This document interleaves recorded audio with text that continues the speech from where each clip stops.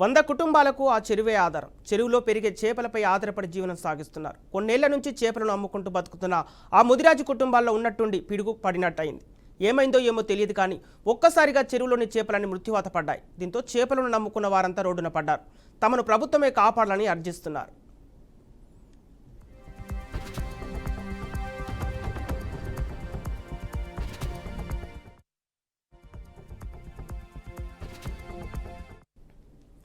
సంగారెడ్డి జిల్లా పట్టంచెరు మండలం చిట్కులు గ్రామంలోని 230 ఎకరాలకు పైగా విస్తీర్ణంలో ఉన్న పెద్ద చెరువులో దారుణం వెలుగు చూసింది. పెద్ద సంఖ్యలో చేపలు మృతి చెందాయి. 2 రోజుల క్రితం ఒక్కొక్క చేప చనిపోతూ ఉండగా ఇవాళ ఉదయానికల్లా టన్నుల కొద్ది చేపలు మృతి చెంది ఒడ్డుకు చేరాయి. ఇస్నాపూర్ చుట్టుపక్కల ప్రాంతాల నుంచి వచ్చే రసాయన వ్యర్థ పదార్థాలు చెరువులో కలవడంతోనే లేదా మరే ఇతర కారణాలతోనైనా చేపలు మృతి చెందాయనేది అంతుపట్టడం లేదు.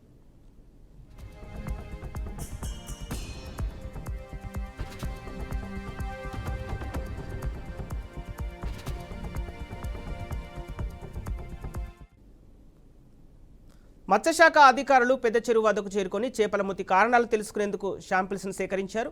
సుమారు 10 టన్నులకు పైగా చేపలు మృతి చెందడంతో కోటి రూపాయల వరకు నష్టం వాటిల్లినట్లు అంచనా వేస్తున్నారు. ఇక ఈ చెరువుపైనే ఆధారపడి 100 ముదిరాజు కుటుంబాలు జీవిస్తున్నాయని తమను ప్రభుత్వమే ఆదుకోవాలని వేడుకుంటున్నారు.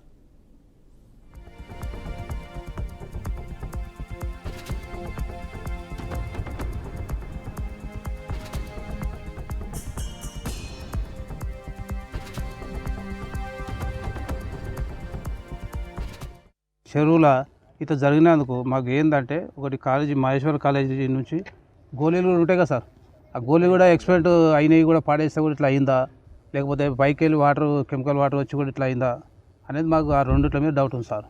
అంతే చెరువు అయితే మేమైతే 40-50 సంవత్సరాలు మా తాతలు మా నాయనల సంది మేము ఇప్పటిదాకా మేము చేసుకుంటూ వస్తున్నాం. ఇప్పటి వరకు ఇటువంటి సంఘటన ఎప్పుడు జరగలేదు. ఇదే ఫిష్ కిల్ జరిగింది. Near about 1 tons of fish కొంచెం చనిపోయినాయి ఇక్కడ. సో మేము కూడా పీసీబీ నుంచి శాంపిల్స్ కలెక్ట్ చేసాము. శాంపిల్ ప్రిలిమినరీ చెక్ చేస్తే కొంచెం డివో లెవెల్ చాలా తక్కువ అయినట్టు అనిపిస్తుంది. సో ఇక్కడ చూస్తే చిట్కుల్ ఓవరాల్ ఏరియాలో చూస్తే ఇండస్ట్రీస్ ఎక్కడ కూడా దగ్గరలో ఎక్కడ ఒక 800 meters 1 kilometer డిస్టెన్స్లో ఏం లేవు ఇండస్ట్రీస్. సో మేము అది శాంపిల్స్ అనాలిసిస్ చేసేసి ఫర్దర్గా ఏం యాక్షన్ తీసుకోవాలి అన్నట్టు చూస్తాము.